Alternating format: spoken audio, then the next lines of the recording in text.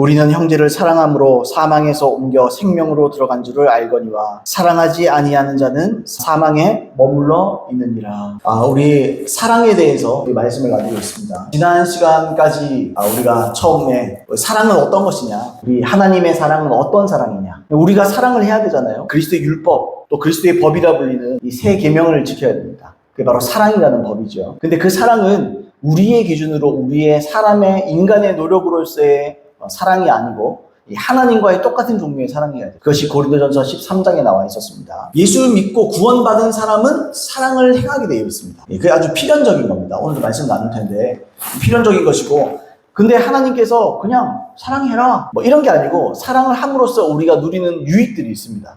혜택들이 있습니다. 오늘은 사람들이 당위성 해야 된다, 반드시 그렇게 해야만 한다, 우리 그거 다 알잖아요. 근데 어떻게 할 것인가에 대한 진지한 고민이 좀 부족한 것 같습니다. 그러니까 어떻게 사랑할 것인가, 오늘의 말씀은 어떻게 사랑할 것인가에 대해서 우리가 나눠보려고 합니다. 자, 오늘 본문을 자세히 읽어보면 우리가 형제를 사랑함으로써 구원을 받았다 그렇게 말을 안 하죠. 형제 사랑함으로 우리가 구원받았다 단순히 그렇게 말하지 않습니다. 형제 사랑함을 통해서 구원받은 줄을 안다 이렇게 말했어요. 자, 읽어보겠습니다. 우리는 형제 사랑함으로 사망에서 옮겨 생명으로 들어간 줄 알거니와 사랑하지 아니하는 자는 사망에 머물러 있느니라. 우리는 형제를 사랑함으로 사망에서 옮겨 생명으로 들어간 줄을 안다. 형제 사랑함을 통해서 구원받은 줄을 안다 그렇게 표현을 하고 있는 겁니다. 그러니까 사망에서 옮겨 생명으로 들어간 줄, 그러니까 구원받은 줄을 어떻게 아느냐. 우리 과학 시간에 우리 어릴 때 리트머스 종이라는 게 있습니다. 산성인지 뭔가 그걸 알기 위해서 이 물질에 리트머스 종이를 딱 넣어보면 이 분별이 되잖아요. 분간이 된다는 거예요. 마찬가지입니다. 우리가 정말 구원받았는지 어떻게 아느냐. 리트머스 종이가 있어요. 바로미터가 있습니다. 뭐냐? 사랑하느냐 하는 겁니다. 내가 지금 사랑하고 있느냐? 사랑하는 사람들은 구원받은 사람들이다. 지금 그런 얘기를 하고 있는 겁니다. 사랑은 구원받은 유일한 증거라는 거예요. 이 말은 또한 구원받은 사람은 필연적으로 사랑하게 된다를 말하는 것이기도 합니다. 이걸 또 역으로 생각해도 마찬가지죠. 사랑하지 않는 자는 구원받은 자가 아니다. 그게 요한 1서에서 나오는 중요한 주제입니다. 보이는 바 형제를 사랑하지 않는 자가 보이지 않는 하나님을 사랑할 수 없다 그렇게 말해요. 그러니까 사랑이 없는 자는 하나님 사랑하는 자도 아니고, 그러니까 형제를 사랑하지 않는 자는 구원받은 자가 아니다, 이걸 여러 번 강조합니다. 그게 주제 중에 하나예요. 요한일서의 중요한 주제 중에 하나입니다. 여러분, 우리가 회개하고 복음을 믿음으로써 구원받습니다. 그리고 그 구원받은 사람은 반드시 사랑이라는 열매를 맺게 되어 있어요. 필연적으로 우리가 복음을 믿으면 어떻게 되죠? 우리의 영혼이 거듭납니다. 새로 태어나요. 그러면 내 양심이 막 되살아나요. 그러니까 막 옛날에 죄로 여기지 않았다는 것이 죄로 여겨지고, 죄에 대해서 굉장히 예민해지고 민감해지고 이런 일들이 생기죠. 왜냐하면 성령으로 거듭나서 그래요. 성령으로. 그러니까 우리가 성령으로 우리의 영혼이 거듭날 때 어떤 일이 일어나느냐. 아이가 생기려면 씨가 있어야 되죠. 그러니까 우리가 땅에다가 이 열매가 자라게 하려면 씨를 뿌려야 되잖아요. 마찬가지입니다. 여러분, 하나님의 본성, 하나님의 성품, 요즘식으로 말하면 하나님의 DNA가 어디에 있습니까? 하나님의 말씀에 있죠. 복음에 있죠. 그 복음을 내가 받아들이면 어떻게 돼요? 이 씨로 말미암아 우리가 거듭나는 겁니다. 새로 태어나는 거예요. 그게 사도 베드로가 말하잖아요. 썩을 시간이요 썩지 아니할 씨로 되었느니라. 그걸 뭐라 그래요? 그게 복음 말씀이다. 그렇게 말하잖아요. 하나님의 말씀으로, 하나님의 말씀에 하나님의 씨가, 그래서 예수님이 씨 뿌리는 비유도 하는 거예요. 하나님의 씨. 그 씨를 뿌리잖아요, 주님이. 농부가. 그래서 여러분, 하나님의 본성을 이 사도 요한은 같은 요한일서에서 하나님의 씨라고 표현을 해요. 요한일서 3장 9절. 하나님께로 난 자마다 죄를 짓지 아니하나니 이는 하나님의 씨가 그 속에 거함이요 그도 범죄하지 못하는 것은 하나님께로부터 났음이라. 하나님께로 난 자마다, 예외가 없다는 말이죠. 모든 하나님께로 난 사람은 어떤 사람이에요? 하나님의 씨가 그 속에 거한다. 하나님의 씨가 그 안에 뿌리 내리고 있다. 왜요? 그걸로 거듭났으니까. 이걸로 거듭났다는 말이죠. 간단히 말하면 씨 안에는 뭐가 있습니까, 여러분? 여러분, 작은 씨앗 하나에도 엄청난 그 계열이 있다 그러죠. 씨는 부모의 이 성품이 들어가 있잖아요. 저도 우리 부모님 닮았잖아요. 제가 우리 아버지 안 닮은 줄 알았는데 군대에서 사진 보니까 우리 아버지하고 판박이더라고요. 자식은요, 부모 닮습니다. 자식은 부모를 닮아요. 우리는 하나님을 아버지라고 부르고 우리는 하나님의 자녀가 되었습니다. 그 말은 그냥 그렇게 치자 이런 게 아니에요. 진짜로 하나님의 자녀가 됐다는 건 뭐냐? 하나님의 씨가 우리 안에 거하는 겁니다. 하나님의 본성이 우리 안에 들어와 있어요. 그래서 사랑해야 되는 거죠. 왜요? 사랑해야 되고 사랑으로 우리가 필연적으로 사랑을 할 수밖에 없는 존재예요. 근데 여기서 끝나면 얼마나 좋습니까? 그죠? 뭐 나누기 전에 3장 9절에 마지막에 이렇게 돼 있어요. 그도 범죄하지 못하는 것은 또는 하나님께로 난 자마다 죄를 짓지 아니하나니. 여기 현재형이에요. 그러니까 무슨 말이냐? 진짜로 거듭난 사람은 계속해서 고집스럽게 습관적으로 죄를 지을 수 없다는 거예요. 지을 수 없습니다. 근데 지을 수도 있어요. 무슨 말이냐? 타락할 수 있습니다. 사람은 제대로 가다가 타락할 수 있습니다. 언제든지. 우리가 하나 이해해야 될 게 있다는 거예요. 제 말은. 우리 안에 하나님의 본성을 통해서 열매 맺는 것은요, 필연적입니다. 필연적으로 그렇게 맺게 되어 있어요. 그러나 그건요, 자동은 아닙니다. 이게 중요한 거예요. 필연적이지만 이게 자동은 아니에요. 이게 좀 다른 말이죠. 여러분, 진짜 제대로 신앙생활하면요, 필연적으로 사랑의 열매를 맺습니다. 그런다, 그거는 자동은 아니에요. 오토매틱이 아니에요. 그냥 가만히 있는데 내 팔이 막 움직이고 그런 게 아니라는 거예요. 무슨 말이냐? 주님의 사랑을 따라가야 돼요. 따라가야 됩니다. 자동적이지 않습니다. 왜냐하면 우리가 거듭난 건요, 우리의 영혼이에요. 우리의 영혼이 거듭났습니다. 앞으로 우리가 몸의 구속을 지금 기다리고 있잖아요. 근데 우리의 몸은요, 아직 거듭나지 못했어요. 그래서 육체의 본성이 남아 있습니다. 그래서 육체의 본성이 나를 괴롭히는 거예요. 몸은 여전히 예수 믿기 전과 똑같습니다. 우리가 모든 날에 의인의 부활로 말미암아 거듭나서 몸의 구속을 받게 될 거예요. 그래서 그게 로마서 8장에 나와 있는 내용입니다. 탄식하며 몸의 구속을 기다리느니라, 그렇게 얘기하잖아요. 그런데 여러분, 이 땅에 사는 동안에는 여전히 우리의 육신을 입고 있다는 거예요. 그래서 우리의 몸에 영향을 받습니다. 이 몸의 영향력은 간단히 말하면 거듭나서 구원받기 전의 모습으로 돌아가려는 귀소 본능이 있습니다. 그러니까 우리는 자꾸 옛날로 돌아가려고 해요. 우리가 자꾸 옛날로, 예수 믿기 전에 타락을 즐겼고 막 그런 걸 즐기던, 악을 즐겨 행하던 그때로 자꾸 돌아가고 싶은 본성이 남아있다. 물론 영혼은 거듭났습니다만 우리의 몸은 아직 남아있어요. 몸의 본성은 아직도 남아있습니다. 그래서 여러분, 이것을 사도 바울이 뭐라 그러느냐, 로마서 8장에서 이것을 육신 또는 육신의 생각이라 말합니다. 오늘 성경을 좀 살펴봐야 돼요. 로마서 한번 보겠습니다. 로마서 8장 4절로 9절 또 11절로 14절 말씀인데요. 육신을 따르지 않고 그 영을 따라 행하는 우리에게 율법의 요구가 이루어지게 하려 하심이니라.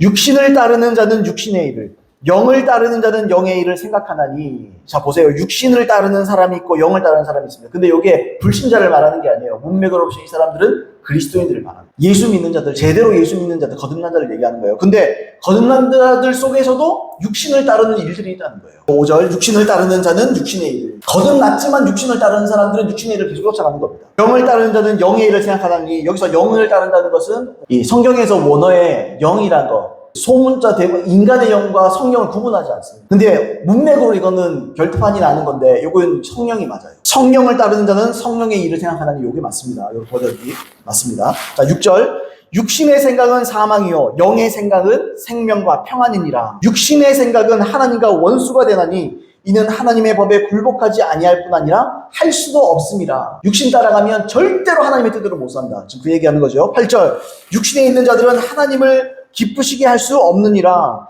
만일 너희 속에 하나님의 영이 거하시면 너희가 육신에 있지 아니하고 영에 있나니 누구든지 그리스도의 영이 없으면 그리스도의 사람이 아니라. 11절, 예수를 죽은 자 가운데서 살리신 이의 영이 너희 가운데 거하시면 그리스도 예수를 죽은 자 가운데서 살리신 이가 너희 안에 거하시는 그의 영으로 말미암아 너희 죽을 몸도 살리시리라.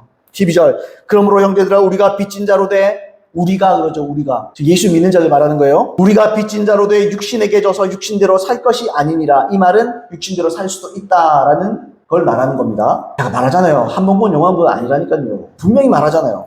13절, 너희가 육신대로 살면 반드시 죽을 것이로되 영으로서 몸의 행실을 죽이면 살리니. 자, 그리스도인들이라도 죽을 수도 있고 살 수도 있어요. 이거 결과를 말하는 거죠. 왜냐? 죄의 삭은 사망이다. 사망 얘기하는 겁니다. 죽는다는 말은요, 심판받는다는 말 말하는 거예요. 영으로서 몸의 행실을 죽이면 산다. 우리 몸이 남아있다 그랬죠. 육신, 이게 몸의 행실. 좀 이따 설명드릴 건데, 이걸 죽일 수 있다는 거예요. 뭘로요? 성령으로. 성령으로 죽일 수 있습니다. 14절, 무릇 하나님의 영으로 인도함을 받는 사람은 하나님의 아들이라. 그래서 결론이 뭐죠? 하나님의 영을 따라 살아라. 무릇 하나님의 영으로 인도함을 받는 사람은 곧 하나님의 아들이라. 이게요, 사람들이 하나님의 음성 듣는 거 얘기가, 그건 맞아요. 그것도 포함할 수 있어요. 그런데 결정적으로는 그게 아니에요. 하나님의 영으로 인도함 받는다는 건요, 육신의 생각이 아니라 영의 생각을 따라 산다는 걸 말하는 거예요. 그렇게 사는 사람들은 하나님의 아들이다. 이렇게 말을 하는 거죠. 자, 13절에 뭐라고 돼 있어요? 너희가 육신대로 살면 반드시 죽을 것이라되 영으로서 몸의 행실을 죽이면 살림. 몸의 행실이 뭡니까, 여러분? 우리는요, 우리 안에 거하시는 성령님을 통해서 몸의 행실을 죽여야 돼요. 아멘입니까, 여러분? 몸의 행실을 죽여야 돼요. 몸의 행실이 뭡니까? 그게요, 6절에 나오는 사망을 낳는 육신 또는 육신의 생각에 대한 결과적인 행동을 말합니다. 그 육신의 생각을 계속 골똘히 하면서 육신의 재미대로, 옛날의 습성대로 계속 살아가는 걸 따라가면 어떻게 되죠, 여러분? 그렇게 살면 그걸 몸의 행실이거든요. 그 몸의 행실을 죽이는 거. 어떻게 죽이는 거예요? 영으로 죽이는 거예요. 성령으로 죽인다라는 표현을 하는 겁니다. 여러분, 아멘입니까? 간단히 말하면 이런 거예요. 결국 우리 안에 계신 성령님을 통해서만 우리의 육신을 극복할 수 있다. 아멘입니까, 여러분? 그래서 우리 교회 이름이 성령이 충만한 교회는요, 단순히 능력을 생각해서 지은 이름이 아니에요. 죄를 이기자는 거예요. 하나님의 뜻대로 살자는 거예요. 그러면서도 은사에 충만해지고, 그러면서도 다른 영혼들 살리자는 거예요. 그렇게 제가 이름을 지은 것입니다. 자, 이것을 좀 더 오늘 말씀과 연결을 시키면 어떤 말이죠? 오늘 말씀의 맥락과 연결을 시키면 우리는 오로지 우리 안에 계신 성령님을 통해서만 사랑이라는 열매를 맺습니다. 육신의 생각은 옛날에 그 몸의 행실, 옛날에 돌아가는 겁니다. 영의 생각은 뭐죠? 영의 생각, 성령이 우리를 어디로 인도합니까? 계명을 지키도록 인도합니다. 성령님은요, 결국 우리를 사랑으로 인도합니다. 이기적인 이기심으로 인도하는 게 아니에요. 우리를 사랑하게끔 만들어주는 영이 성령인 줄 믿습니다. 자, 다시 말하면 우리는 성령을 통해서만 사랑할 수 있다. 성령님이 없이 행동하는 노력하는 사랑, 그건 인간적인 노력에 불과하다. 자, 그 말씀을 드립니다. 자, 갈라디아서 5장 22절로 6장 2절도 한번 보겠습니다. 오직 성령의 열매는 사랑과 희락과 화평과 오래 참음과 자비와 양선과 충성과 온유와 절제니 이 같은 것을 금지할 법이 없느니라. 그리스도 예수의 사람들은 육체와 함께 그 정욕과 탐심을 십자가에 못 박았느니라. 만일 우리가 성령으로 살면 또한 성령으로 행할지니 헛된 영광을 구하여 서로 노엽게 하거나 서로 투기하지 말지니라. 형제들아, 사람이 만일 무슨 범죄한 일이 드러나거든 신령한 너희는 온유한 심령으로 그러한 자를 바로잡고 너 자신을 살펴보아 너도 시험을 받을까 두려워하라. 너희가 짐을 서로 지라. 그리하여 그리스도의 법을 성취하라. 누가 법이 없다 그럽니까? 그리스도의 법이 나오는데. 그리스도의 법이 있어요. 이게 율법, 그리스도의 율법이 고린도전서에 말하는. 이게 뭐예요? 사랑을 성취하라는 거예요. 그래서 열매가 나오잖아요. 오직 성령의 열매는 뭐죠? 사랑과 쭉 나오잖아요. 여기 원어에 보시면 그거예요. 사랑과 따로따로가 사랑과 희락과 화평과 이 따로가 아니에요. 사랑과 하면서 관로 치는 거예요. 그 사랑 안에 이게 다 포함되어 있는 거예요. 사랑 안에 희락, 화평, 오래 참음 이게 다 포함되어 있는 거예요. 여러분 이게 한번 보세요. 오래 참음도 보이지요. 이게 보이죠. 여러 가지 온유도 보이죠. 이게 뭐죠? 고린도전서 13장에 나와 있는 그 사랑을 말하는 거예요. 사도 바울이 성령의 열매를 기록하면서 바로 이어서 24절에 이렇게 말합니다. 그리스도 예수의 사람들은 육체와 함께 그 정욕과 탐심을 십자가에 못 박았느니라. 이렇게 표현해요. 자, 예수님의 그리스도인들은 어떤 사람이냐? 예수님의 십자가와 연합한 사람입니다. 다시 말해서 연합해서 육체와 그 정욕과 탐심을 십자가에서 못 박았다. 이걸 딱 상기시켜줘요. 자, 너희는 이런 사람 아니냐? 이렇게 말하는 거죠. 그러면서 뭐라 그럽니까, 여러분? 그리고 이어지는 25절에서 십자가에 못 박은 사람들, 십자가에 자기의 육체와 그 정욕과 그 탐심을 십자가에 못 박은 사람들이 어떻게 사느냐? 이걸 딱 보여주는 거예요. 자, 어떻게 보여줍니까? 25절. 만일 우리가 성령으로 살면 또한 성령으로 행할지니. 자, 이런 사람들은 어떤 사람들이에요? 성령으로 사는 사람. 성령으로 사는 사람. 성령으로 사랑하고 사는 사람들. 성령으로 열매 맺고 사는 사람. 그러니까 성령으로 열매 맺지 않은 사람들은 어떤 사람들이에요? 성령으로 열매 맺고 있지, 열매는 결과물이잖아요. 열매 맺지 않고 있는 사람들은 어떤 사람들입니까? 십자가에 못 박힌 사람들이 아닙니다. 그러니까 가짜라. 그러니까 복음을 믿는 사람들이 아닌 거예요. 그 사람. 여러분 이해하시죠? 제 말을. 십자가는요, 죽음을 상징하는 겁니다. 그러니까 죽었다는 말이에요. 진짜 예수님을 인거주로 회개하고 인거주로 모셔드리면 어떻게 돼요? 죽습니다, 우리가. 이 십자가에 죽은 사람, 죄에 속한 육체와 그 정욕과 탐심이 십자가에 죽은 사람이 새로 태어나는 거예요. 왜요? 십자가가 있고 부활이 있잖아요. 죽어야 부활하는 거예요. 여러분 아멘입니까? 그러니까 십자가에 믿음으로 연합하지 않는 사람은 거듭남이 없는 사람이에요. 거듭나지 않는 사람이에요. 진짜 죽어야 되는 거예요. 자, 그래서 새로 태어났기 때문에 새로운 라이프 스타일이 있는 거예요. 삶의 방식이 있는 거예요. 어떻게 사느냐? 성령으로 사는 겁니다. 이제는 타산으로 사는 게 아니라 이기적으로 내가 계산해서 사는 게 아니에요. 성령을 따라 사는 거예요. 여러분, 사람의 생각에는 성령께서 지금 말씀하시는 것이 너무 좀 어리숙하고 바보 같을 수도 있어요. 뭐 이렇게 손해보라 그러나 그럴 수도 있어요. 근데 그게 옳은 일이에요. 하나님 그렇게 인도하시는 겁니다. 그렇게 행동하며 살아가는 겁니다. 자, 우리는 믿음을 통해서 예수님의 십자가와 연합하고 예수님의 부활과 자연스럽게 연합하게 됩니다. 그게 복음 믿는 거예요. 그래서 사도 바울은 이렇게 기록했습니다. 로마서 6장 3절로 11절입니다. 무릇 그리스도 예수와 합하여 세례를 받은 우리는 그의 죽으심과 합하여 세례를 받은 줄을 알지 못하느냐. 그러므로 우리가 그의 죽으심과 합하여 세례를 받음으로 그와 함께 장사되었나니. 여기서 세례는요, 그냥 물세례를 말하는 게 아닙니다. 거듭남을 말하는 거예요. 진짜 예수 믿고 거듭난 거 얘기하는 겁니다. 이는 아버지의 영광으로 말미암아 그리스도를 죽은 자 가운데서 살리심과 같이 우리로 또한 새 생명 가운데 행하게 하려 함이라. 만일 우리가 그의 죽으심과 같은 모양으로 연합한 자 되었으면 또한 그의 부활과 같은 모양으로 연합한 자도 되리라. 우리가 알거니와 우리의 옛사람이 예수와 함께 십자가에 못 박힌 것은 죄의 몸이 죽어 다시는 우리가 죄에게 종노릇 하지 아니하려 함이니 이는 죽은 자가 죄에서 벗어나 의롭다 하심을 얻었습니다. 만일 우리가 그리스도와 함께 죽었으면 또한 그와 함께 살 줄을 믿노니 이는 그리스도께서 죽은 자 가운데서 살아나셨음에 다시 죽지 아니하시고 사망이 다시 그를 주장하지 못할 줄을 알미로라. 그가 죽으심은 죄에 대하여 단번에 죽으심이요 그가 살아계심은 하나님께 대하여 살아계심이니 이와 같이 너희도 너희 자신을 죄에 대하여는 죽은 자요 그리스도 예수 안에서 하나님께 대하여는 살아있는 자로 여길지어다. 이게요, 저에게는 참 예전부터 참 은혜가 되면서도 한편으로는 굉장히 좀 궁금증이 많았던 내용 중에 하나예요. 참 고민도 많이 하고 그랬던 부분이거든요. 여러분, 먼저 요거를 좀 살펴보기 전에 복음이 뭡니까, 여러분? 복음. 복음은요, 두 가지로 말할 수 있어요. 정리하면. 제가 자주 말씀드리는 건요, 복음의 기독론적 표현입니다. 기독론이라는 게 뭐냐? 예수님은 누구신가 하는 관점으로 보는 게 기독론이에요. 그러니까 신학 좀 용어로. 복음이 뭐냐? 회개하고 예수를 임금과 구주로 모셔라. 그 예수님은 임금이시고 예수님은 구주시다라는 기독론적 표현입니다. 근데요, 복음을요, 구원론적으로도 표현이 가능해요. 그게 고린도전서 15장에 나와 있는 거예요. 예수님께서 우리를 위해서 죽으셨고 부활하셨다. 요 캐리그마, 요 복음의 선포적인 내용을 우리가 회개하고 요걸 다 중심으로 받아들입니다. 그래서 예수님께서 우리를 위해서 죽었다. 여기서 위하여라는 뜻은요, 내포적 대신이라는 이 신학적 용어거든요. 그러니까 우리를 위해서 죽으셨다는 것을 믿는 거 안에는요, 뭐가 들어있냐? 내가 믿음을 통해서 예수님과 내가 연합합니다. 하나가 돼버려요. 그러니까 예수님의 십자가가 내 십자가가 되는 거예요. 예수님의 부활이 나의 부활이 되는 거예요. 그러니까 예수님을 제대로 믿으면 어떻게 됩니까? 내가 예수님과 함께 죽어버린 거예요. 십자가에서. 그리고 죽으면 어떻게 됩니까? 부활이 하시다, 예수님이. 우리도 부활이 있는 거예요. 그게 거듭남입니다. 우리가 그렇게 예수님을 믿는 겁니다. 이 복음을 마음에 진심으로 깊숙이 모셔드리면 예수님이 나를 위하여, 우리를 위하여 죽으셨다. 이 말이 뭐죠? 이제는 나를 위해 안 산다는 게 포함되어 있는 거예요. 그리고 나를 부활시키셨다. 그러면 이제는 부활해서 하나님의 뜻대로 살겠다는 게 다 포함되어 있는 겁니다. 그러니까 이 안에는요, 주권이 들어가 있는 거예요. 예수님이 임금이라는 게 표현되어 있는 겁니다. 사실 그 안에. 자, 오늘 믿음이 뭡니까? 믿음은요, 기본적으로 받아들이는 거예요. 그걸 내 마음에, 내 가슴으로 모두 다 그냥 끌어안는 겁니다. 다 받아들이는 겁니다. 그래서 다 받아들이고 사는 겁니다. 아이고, 우리 상황이 이렇게 어떡하노, 그 상황에 다 받아들이고 살아야지. 우리 그런 얘기 하잖아요. 그거예요, 그거. 예수님이 우리에게 행하신 모든 일을 그냥 받아들이고 사는 거예요. 그래서 그분이 나에게 왕이 되셨구나. 아, 그래서 그분이 우리의 구세주시구나. 그래서 우리는 그분의 백성이 되었구나. 백성이 되어야 되는 거구나. 받아들이고 사는, 그걸 믿음이라 말하는 거예요.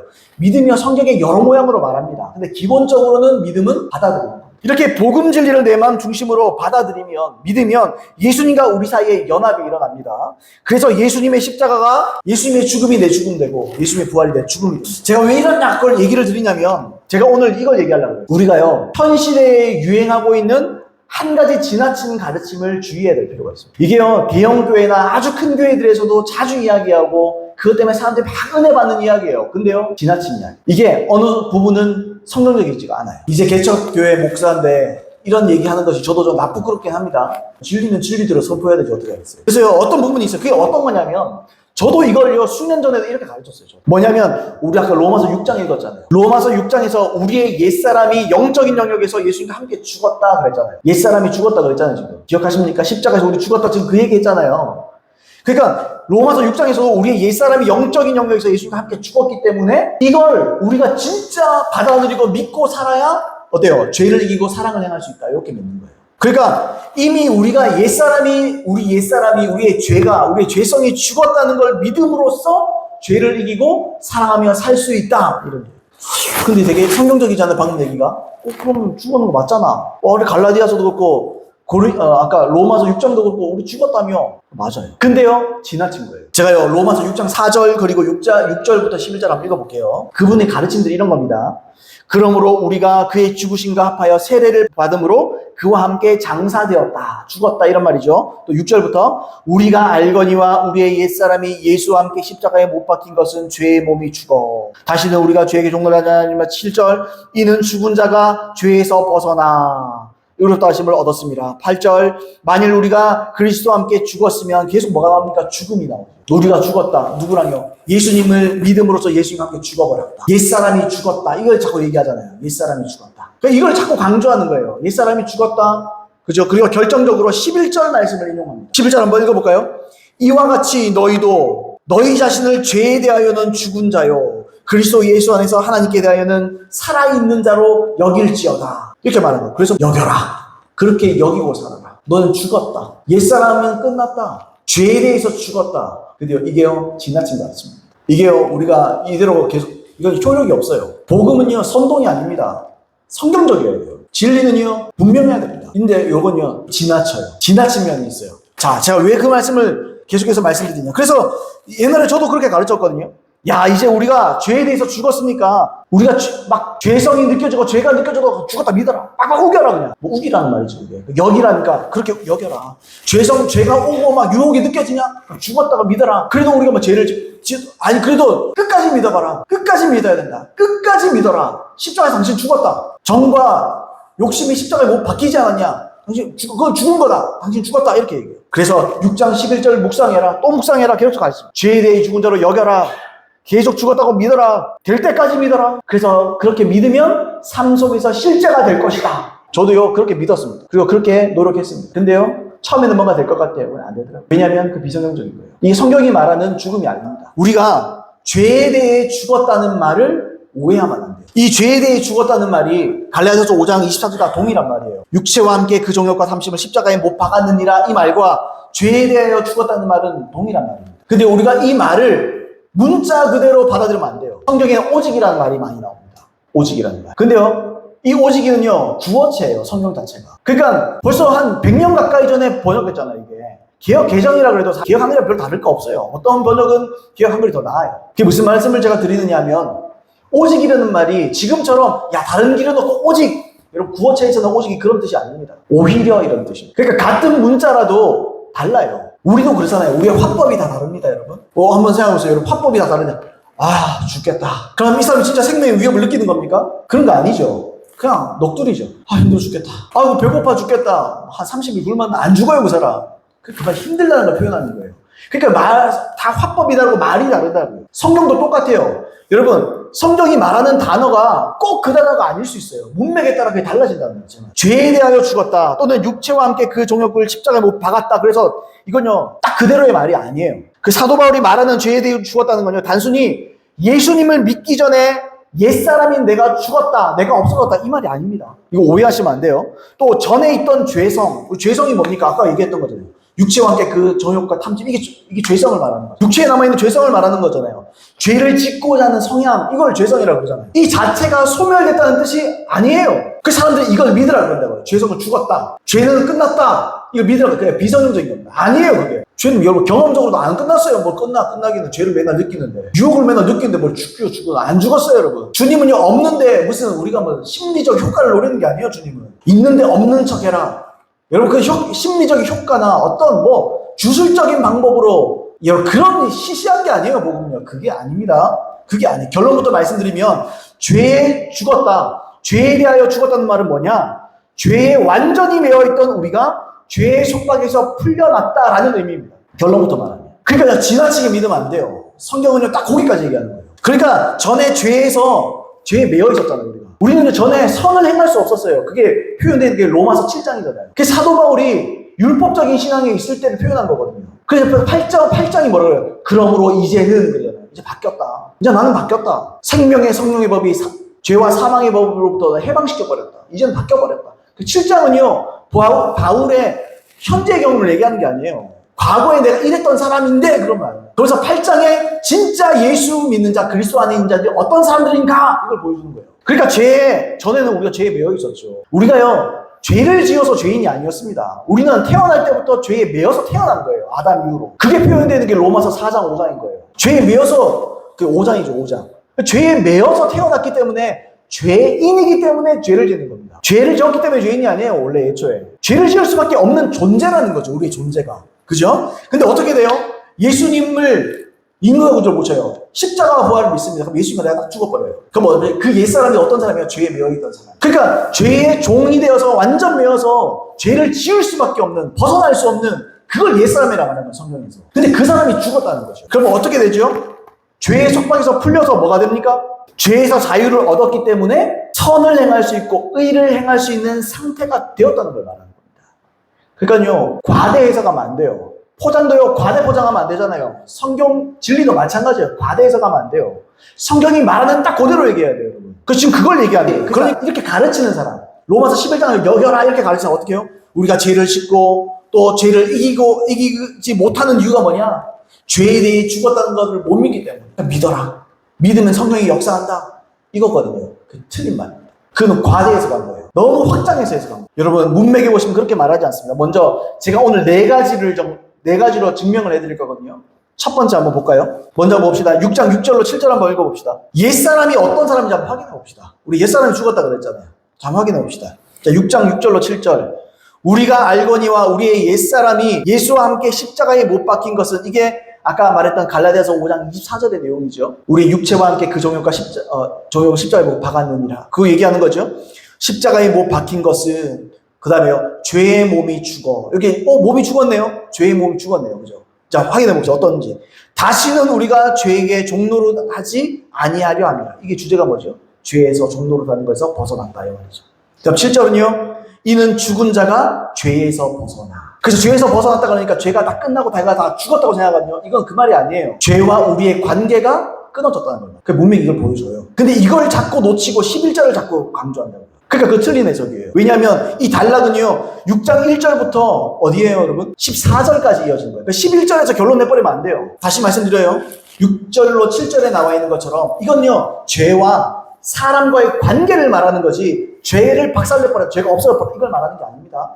그래서 뭐라 그럽니까, 여러분? 이걸 또 확인해 봐야 되는데요. 이렇게 돼 있어요. 율법이 육신으로 말미암아 연약하여 할 수 없는 것을 하나님은 하시다니 곧 죄로 말미암아 자기 아들을 죄 있는 육신의 모양으로 보내사 육신의 죄를 정하사 하고 있어요. 이게 정죄하다는 말이에요. 그러니까 죄의 이 세력을 깨뜨렸다는 거예요. 그러니까 죄의 영향력을 깨뜨렸단 말이에요. 예수 믿는 자들. 그리스도 예수 안에 있는 자들에게 죄가 더 이상 손쓸 수 없다는 거예요. 그리고 두 번째는요, 문맥 자체가 1절부터 11절까지로 안 끝나요. 문맥 자체는요, 11절 이하 14절까지 이어져 있습니다. 근데 11절에 뭐라고 되어 있습니까? 12절부터 14절까지 제가 읽어볼게요. 그러므로 너희는 죄가 너희 죽을 몸을 지배하지 못하게 하여 몸의 사욕에 순종하지 말고, 또한 너희 지체를 불의의 무기로 죄에게 내주지 말고, 오직 너희 자신을 죽은 자 가운데서 다시 살아난 자같이 하나님께 드리며 너희 지체를 의의 무기로 하나님께 드리라. 죄가 너희를 주장하지 못하리니 너희가 법 아래에 있지 아니하고 은혜 아래에 있음이라. 이렇게 말했습니다. 먼저 이것부터 확인합시다. 11절에 죄에 대하여는 죽은 자요 하나님께 대하여는 산 자로 여길지어다. 이걸 자꾸 결론을 말합니다. 근데 여기 12절에 뭐로 시작합니까? 그러므로라고 시작해요. 무슨 말이에요? 이 말씀의 문맥을 통해서 지금 결론 내는 거예요, 사도 바울이. 그러니까 이런 말이잖아요. 그러므로. 그러니까 문맥이요, 거기서 끝나는 게 아니에요. 거기서 끝내버리면 안 돼요. 그 사람들이 자꾸 11절로 끝내버린다고요. 여겨라, 여기면 된다. 그게 아니에요. 여겨라, 그렇기 때문에 이렇게. 그냥 뒤에 내용이 있는 거예요. 왜 거기서 끝내버립니까? 여러분, 성경 글이라는 건요, 통으로 읽어야 되는 거예요. 부분만 이해해버리면요, 이상하게 되는 거예요. 부분만 이해해서 그걸요, 전체화시켜버리면 어떻게 됩니까? 그게 이단되는 거예요. 극단적으로는. 전체를 읽어야 되는 거예요. 자, 12절에 다시요, 결론이라는 거죠. 죄에 대하여는 죽은 자로 여기고 하나님께 대하여는 산 자로 여겨라. 그러니까, 그래서 이렇게 말해요. 간단히 말하면 뭐예요? 이제 죄에 대하여 죽었기 때문에 너희가, 예수 믿는 자들아, 이제 너희가 죄가 죽었잖아. 죄에 대하여 죽었기 때문에 이제 하나님께 대해서만 살았기 때문에 뭐죠? 더 이상 죄가 너의 죽을 몸을 지배하지 못하게 해라. 그 다음에 뭐라 그랬어요? 여기 됐죠. 죄에게 내주지 말고, 몸의 사욕에 순종하지 마라. 지배에 내주지 말고, 더 이상 죄가 너희 죽을 몸 육체를 지배하지 못하게 해라. 몸의 사욕, 사사로운 욕심을 순종하지 마라. 지체, 여러분 지체가 나오죠. 여러분 뭐라 했을까? 우리 13절, 너희 지체를 불의의 무기로. 지체가 뭡니까, 여러분? 목이 뭐예요? 눈, 코, 입, 발, 입, 눈으로 흘기지 말고, 욕하지 말고, 이거 다 얘기하는 거예요. 지체를 불의의 무기로 어떻게 해요? 내주지 마라. 이게 뭡니까, 여러분? 양보하지 말라는 거예요. 내주지 말라는 거예요. 주도권을 거기에 주지 말라는 거예요. 주도권은요, 죄가 주도권을 지지 못하는데 왜 내주냐는 거예요, 지금. 이해되세요, 제 말이? 내주지 않아도 되도록 하나님 그렇게 만들었는데, 거기 왜 내주냐는 거예요, 주님. 주님께서 말하기로. 그러니까 죄는 너를 더 이상 주장하지 못하고 다스리지 못하는데, 죄송합니다. 왜 그 밑으로 네가 기어 들어갔냐? 야, 그렇게 기어 들어가면 내 십자가가 뭐가 되냐 이거예요, 지금. 내가 다 죄로부터 풀려나게 했는데, 왜 또 그 밑으로 기어 들어가냐는 거예요. 왜 거기에다가 너를 내주냐는 거예요. 죄에게 왜 너를 다스리게 만드냐는 거예요. 이 말이 뭡니까, 여러분? 죄에 대해서 죽었더라도 다시 죄가 우리 육체를 지배할 수 있다는 겁니다. 우리의 육체의 욕심을 자극할 수 있다는 거예요, 죄하는 게. 그리고 또요, 우리 몸의 각 부분, 눈, 손, 발, 입술, 뭐 이런 거요. 죄에게 내어줄 수 있다는 거예요, 지금. 그렇게 하지 말라는 거예요. 그런 뜻으로 여기라 라는 말을, 이 말을 하기 위해서 한 거지, 여기라는 말이 결론이 아니라는 거죠, 제 말은. 따라서 죄에 대해서 죽은 사람도 여전히 죄의 지배를 받을 수 있다. 여러분, 죄는요, 우리를 집요하게 공격합니다. 그럼 몸의 구석을 뭐 하려고 기다려요? 믿으라고 그러면 되지. 로마서 8장에 보면 몸의 구석을 기다린다 그러잖아요, 우리가. 그럼 뭐 하려고 기다려요? 십자가 죽었다는 걸 믿으라고 그러면 되지. 사도가 그 얘기 말라 하냐고요. 그러니까 그게 주제가 아니라니까. 그건요, 지나친 거예요. 애초에 그건 그 뜻이 아니에요. 그러니까 정신 차리라는 거죠. 결단하라는 거예요. 결단하고 성령께 너를 내어주라는 거예요. 불의의 병기로 내어주지 말고 의의 무기로 너희 자신을 내줘라. 하나님께 100% 너희 드려라. 하나님 널 쥐고 다스릴 수 있도록. 그게 어디 있다고요? 너희가 이제는 죄 아래에 있지 않고 은혜 아래에 있다. 은혜 아래에 있다는 게 뭡니까? 은혜의 통치를 받는다는 의미예요. 아래에 있다는 거예요. 은혜 아래에 있다는 건요, 은혜의 통치를 받는다는 거예요. 은혜는 하나님께서 뭐로 통치하시는데, 은혜로 우리를 통치하잖아요. 그 은혜가 뭡니까? 그게 로마서 8장에 나와 있는 은혜가 뭐죠? 성령의 인도하심을 말해요. 이게 은혜라는 거예요. 죄에 대해서 죽은 것을 믿어라. 안 믿어줘도 악착같이 믿어라. 그러면 그렇게 된다. 이건요, 무책임한 말이에요. 이건 성경적인 말이 아니라는 거예요. 안 믿어줘도 그렇게 여겨라. 뭐 해라. 이런 게 아니라는 거죠, 지금. 이건요, 무슨 문제죠? 의지의 문제라는 거예요. 우리의 선택의 문제를 얘기하는 거지. 야, 이렇게 믿었으니까 이렇게 믿어라. 그렇게 됐으니까 믿어라. 그 말이 아닙니다. 죄에 죽었다는 말은요, 그냥 죄가 박살났다는 말이 아니에요. 죄가 아예 없어졌다는 말이 아닙니다. 너희 몸이, 그럼 우리도 몸이 그럼 구속받았어야죠. 우리의 몸도 거듭났어야죠. 거듭 안 났잖아요. 몸이 남아있잖아요. 그리고 그 몸이 어떻게 합니까? 죄의 유혹과 결탁을 하는 거예요. 입맛에 딱 맞거든요, 우리 몸은요. 죄하고 너무너무 잘 통해요. 그러니까 사도 바울도 몸의 구속을 기다리는 거예요. 자기도 몸을 쳐서 목종시키는 거예요. 말을 들어먹지를 않으니까. 이렇게 봐야 성경의 전체적인 진리와 통전적으로 이해가 되는 거예요. 아, 몸을 쳐서 복종해라 그랬다가 또 뭐라 그래요? 아, 믿어라, 믿으면 된다 그랬다. 헷갈리잖아요. 무슨 말이야 도대체 그건. 국제적인, 그리고 이 복음적이고 초교파적인 선교단체입니다. 선교기관인데 내비게이터 선교회라는 데가 있습니다. 책도 내비게이터 출판사가 있죠. 이 내비게이터 선교회 부회장을 영입했던 제리 브리지스라는 사람이 있어요. 이분이 이에 관련해서 이렇게 썼어요. 이분이 어느 정도 좀 균형을 맞췄더라고요. 읽어볼게요. 우리는 진실로 우리 자신을 죄에 대하여는 죽은 자로 여겨야만, 계산하거나 간주해야만 합니다. 그렇지만 우리가 그렇게 여긴다고만 해서, 심지어 이렇게 함으로써 승리를 경험했다고 해서 그것이 실현된 것은 아닙니다. 11절과 12절은 함께 생각해야 합니다. 우리는 그리스도와 연합함으로 말미암아 죄에 대하여 죽었기 때문에 죄가 우리의 죽을 몸에 왕노릇하지 못하게 해야 하는 것입니다. 정확하게 말하죠. 우리가 매일 죄에 대하여 경험하는 갈등은 우리가 죄에 대하여 죽었다고 여겨야 하는 갈등이 아니라, 우리가 그렇게 갈등하잖아요. 저도 그렇게 했거든요.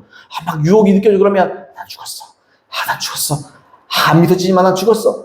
수천 번, 수만 번도 더 했을 거예요. 그것도 안 돼요. 그게 심리적인 요인으로 되는 게 아니에요. 심리 무슨 오명인가 주님이. 계속 읽습니다. 그런 갈등이 아니라 죄가 우리 몸을 지배하도록 허용하느냐 허용하지 않느냐 하는 의지의 갈등입니다. 이게 정확한 거예요. 의지의 갈등입니다. 뭘 선택할 거냐. 그래서 하나님께 내어줄 거냐, 죄에게 내어줄 거냐, 육신에게 내어줄 거냐, 이걸 선택하라는 이야기. 이게 정확한 거예요. 여겨야 된다, 그렇게 믿어야 된다. 사람들이 이걸 자꾸 이렇게 얘기한다고요. 한번 보세요, 여러분. 덧붙여서 믿는다는 말과 여긴다는 말은 동의어가 아닙니다. 자꾸 사람들이 착각해요. 믿는다는 말과 여긴다는 말은 다른 말입니다. 그래서 사람들이 여겨라, 여기에 은혜 받는. 여겨라. 억지로라도 여겨라. 그렇게 믿어라. 왜 자꾸 썩어버린다고요. 이걸 혼합시켜버린다고요. 아니에요. 믿음이랑 여긴다는 말은 완전히 다른 말이에요. 여러분, 믿음은요, 헬라어로 피스티스라는 단어예요. 근데 이 단어는요, 항상 행동을 포함하는 단어입니다. 행동이 포함되어 있어요, 이 단어 안에. 그래서 믿음이라는 단어를 충성이나 성실함이라고도 번역을 하는 거예요. 왜요? 성실함, 충성 안에 뭐가 됐어요? 행동이 들어가 있잖아요. 뭔가 섬기고 충성하고 행동이 다 들어가 있는 거, 이걸 다 포함하는 내용이에요. 피스티스라는 단어, 믿음이라는 단어는. 그래서 그렇게 번역을 하는 거예요. 이에 비해서 여긴다라는 단어, 로기조마이라는 단어예요. 여긴다라는 이건요 그런 거예요. 어떤 사실이나 진리에 대해서 행동은 배제하고 머리와 생각에서 이루어지는 판단이나 계산이나 결론 또는 결정 짓는 것을 말하는 겁니다. 그러니까 행동이 포함된 단어가 아니에요. 머리에서 사고에서 이루어지는 것을 표현한 겁니다. 이 여긴다라는 말이 원어적으로. 그래서 여기서 판단을 그렇게 해라. 그러면서 12절에 그러므로가 나오는 거예요. 행동이 그 다음에. 이해되십니까 여러분? 그 다음에 함께 명령어들이 쭉 나오는 겁니다. 그러므로 너희가 죄가 너희 죽을 몸을 지배하지 못하게 해라. 몸의 사욕에 순종하지 마라. 불의의 무기로 죄에게 너 지체를 내주지 마라. 오직 너희 자신을 죽은 자가 다시 살리신 자와 같이 하나님께 드리며 너희 지체를 의의 무기로 하나님께 드려라. 하지 말고 이거 해라. 이거 하고 이거 해라. 뭐 해라. 행동을 자꾸 요구한다고요. 선택뿐만 아니라 행동을 자꾸 요구한다고요. 의지적인 행동을 자꾸 요구한다고요. 그러니까 말하자면 무슨 말이에요? 3절부터 11절 그리고 11절부터 14절의 내용을 합쳐서 봐야 말하자면 성경이 말하는 믿음이에요. 그러니까 여긴다는 말로 결론 내버리면 안 된다. 14절까지의 내용을 전부 다 봐야 성경적인 믿음이 확립되는 겁니다. 왜요? 그 안에 행동이 들어있기 때문에. 그러니까 우리가 선택하는 거예요. 의지로 선택하는 것까지가 우리의 믿음인 거예요. 뭐 한국교회나 세계적인 교회, 뭐 여러 교회에 대해서 말하면서 믿으면 믿습니다. 믿습니다. 마음으로 되새기고 또 읊조리고 물론 그런 부분도 있어요. 근데 그 부분이에요. 근데 이런 부분도 있어요. 뭐죠? 그러므로 이거 해라. 종에게 내어주지 마라. 하나님께 너 자신을 내어드려라. 요거까지가 다 믿는 거예요. 뒤에는 조금 얘기하면요. 로마서 6장 11절로 결론 내버리면요. 어떤 일이 생겨요? 로마서는요. 복음을 설명하는 성경 중에 하나잖아요. 로마서의 클라이막스 백미는요. 로마서 8장입니다. 근데 6장에서 결론 내버리면 어떻게 돼요? 로마서 자체가 모순에 빠져요. 여러분 그렇잖아요. 죄에 대해 죽었는데 뭐 하려고 몸에 로마서 8장에 의의 생각과 육신의 생각을 갈등이 뭐 하려 나와요? 나올 필요 하나도 없지. 영화가요. 120분짜리인데요. 2시간짜리 영화인데요. 1시간 30분 보고 끈 거예요. 결론 내리고. 그럼 똑같은 거예요. 그럼 결론 내면 안 돼요, 여러분. 진짜 백미는요. 로마서 8장인 거예요. 그래서 복음이 뭐고 복음이 무엇을 약속하고 있는지 그때 보여주는 겁니다. 지금은요. 그 과정으로 가는 과정 중에 하나를 보여주는 거예요. 그래서 너희는 죄에 대하여 죽었다. 그러니까 죄가 너희를 다스리고 너희를 막 속박할 수 없다. 너희는 선택할 수 있는 자유인이 돼. 그러니까 자유인이 되었기 때문에 어떻게 돼요? 성령이 필요하다. 성령으로 그 자유를 성령께 쏟아내라. 성령으로 붙잡아라. 그럼 성령이 너희 자유를 가지고 성령과 우리가 함께 동역해서 사랑과 하나님의 선한 일을 이루어가는 것이다. 그래서 여러분 유명한 목사님이라고 말로 그 가르침을 다 믿지 마세요. 교회가 큰 교회라고 해요. 그분의 설교 다 그분의 가르침 다 믿지 마세요. 여러분 종교적이면서도요 교회 커진 교회 많습니다. 그냥 종교인을 끌어당기는 거에 불과한 거예요. 제가 그렇다고 모든 큰 교회들을 다 무시하거나 비판하거나 그런 건 아닙니다. 근데 제대로 하셔야 돼요. 우리는요, 누가 가르쳤다 그래서 그거 따라가면 안 돼요. 성경적이네. 지금 가르친 저 내용이 정말 성경에 부합하느냐.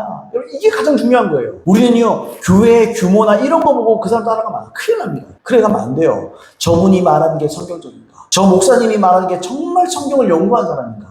정말 성경적인 그대로를 말하는가? 양심적으로, 정직하게 말하는가? 그걸 봐야 돼요. 그리고 그 말씀을 배우고 그 말씀을 쫓아가야 되는 줄 저는 믿습니다. 여러분, 유명세에 휘둘리지 마십시오. 교회 역사가 오래됐고 그런 거 휘둘리지 마세요. 진짜 성경적인 걸 찾으셔야 돼요. 진짜 성경이 말하는 거 그 이상도 그 이하도 아니에요. 아니 목사들은 사람이에요. 말씀에 뭘 덧붙일 권한이 없어요. 뭔가를 뺄 권한도 없어요. 말씀을 있는 그대로 선포해야 됩니다. 다른 복음을 전하면 저주를 받게 될 것이다. 저주를 받을지어다. 사도 바울이 그렇게 얘기했다고. 여러분 목사님이 엄청난 책임을 가지고 있어요. 저도요 지금 이렇게 하지만 또 어떤 사람들이 정말 더 성경적인 걸 얘기하면 저는요 언제든지 이거 바꿀 수 있어요. 언제든지 제 견해를 바꿀 수 있습니다. 그런 마음의 준비가 돼 있어요. 아니 내 주장은 의미가 없어요. 제가 잘못 알고 있으면 저는 얼마든지 머리 숙이고 배울 생각이 저는 그런 의향이 있습니다. 그래서 이 말씀 지금 오늘 나누는 말씀도요 나는 이렇게 해서 나는 이렇게 결론 내렸어요. 근데 어떤 분이 또 다르게 이건 이렇게 저렇게 또 그럼 제 말한 이 문맥을 그분 뒤집을 수 있다. 또 그러면 그렇구나. 그게 더 성령일 수도 있겠구나. 그러면 다시 전 얼마든지 견해를 바꿀 수 있습니다. 믿음은요 단순히 머리로 믿는 게 아니에요. 믿음은요 행동을 포함하는 거예요. 그리고 그 믿음이 사랑을 산출해내요. 여러분 우리가 죽었습니다. 죄에 대하여 죽었습니다. 그러나 우리에게 죄가 없어진 게 아니에요. 죄가 더 이상 우리를 공격 못하는 것도 아니에요. 믿음이 있으면 공격 못하고 믿음이 있으면 공격하고 공격 못하고 믿음이 없으면 공격 그런 게 아니에요. 그건요 지나친 거예요. 성경이 그렇게 말을 하질 않아요. 우리는요, 죽을 수밖에 없는, 죄를 지을 수밖에 없는 죄인으로 태어났습니다. 근데요, 우리가 십자가를 믿고 예수님이 인격으로 모셔드리고 복음을 믿고 그 죄의 속박에서 풀어내주신, 존재를 바꿔주신, 우리 그런 존재예요, 존재. 헤어나올 수 없습니다. 존재라는 게 뭡니까? 그렇게 태어난 거예요. 이게 인간의 본성이 그런 거예요. 근데요, 하나님께서 본성을 바꿨다. 아까 시 얘기를 그렇게 해서 한 거예요. 하나님이 주시는 본성으로 바뀌었기 때문에 이제는요, 우리는 자유로울 수 있어요. 우리 자유로워요. 선택할 수 있어요. 그래서 주님이 어떻게 하시죠? 자유롭게 제대로 선을 선택하라고 어떻게 해요? 히브리서의 말씀처럼 우리의 양심의 핏부림을 받은 거예요. 이걸로 선택으로만 끝난 게 아니고요. 제대로 된 선택을 할 수 있도록 하나님께서 순종하는 굳은 마음 제하시고 부드러운 마음 주시고. 여러분 아멘입니까? 양심도 주시고. 왜요? 그 다음에 뭐죠? 그러니까 세팅은 다 해놨어요. 세팅은 다 해놨어요. 양심 문제, 마음의 문제, 본성의 문제 다 해놨어요. 거기다가요. 성령까지 주셨어요. 세팅은 다 돼 있어요. 믿고 안 믿고의 문제가 아니에요. 그걸 믿으면 풀어지고 이건요 지나친 거예요. 그게 아니에요. 이 중요한 건요. 성령 충만 받는 겁니다. 성령을 따라 살아가는 거예요. 그래서 로마서 8장, 갈라디아서 5장이 계속 말하는 거예요. 육신의 생각과 영의 생각을 계속 갈등하잖아. 그래서 너 결국에는 영을 선택해야 돼. 결론부가 그거라고 해요. 여러분 아무튼 무엇보다 여러분의 믿음을 한번 점검해 보십시오. 머리로 믿는 믿음이요. 아무나 할 수 있어요. 말로만 믿는 앵무새도 할 수 있습니다. 오직 믿음, 믿음, 난 믿습니다. 앵무새도요, 가르치면, 앵무새 노래도 하더라고요. 우리 옛날에 우리 아이들이 어디 갔는데, 앵무새가 학교 종이 땡땡땡 노래 부르더라고요. 앵무새가. 우리 아이들 기억하지 모르겠네요. 학교 종이 땡땡 노래 부르더라고요. 믿음, 믿습니다. 예수님 믿습니다. 그러면요, 앵무새도 바로 구원받는 거예요. 그죠? 아니, 말로 고백하면 천국 간다면서요. 그러면 천국에는 사람이랑 앵무새밖에 없어요. 믿음은요, 행함을 반드시 가지고 있습니다. 포함하고 있습니다. 여러분 믿음을 한번 점검해 보시고 말로만 때우고 말로만 그냥 기도하고 마는 인생에서 벗어나서 진짜 하나님을 사랑하고 영혼들을 사랑하는 저와 여러분 되기를 예수님으로 축복합니다.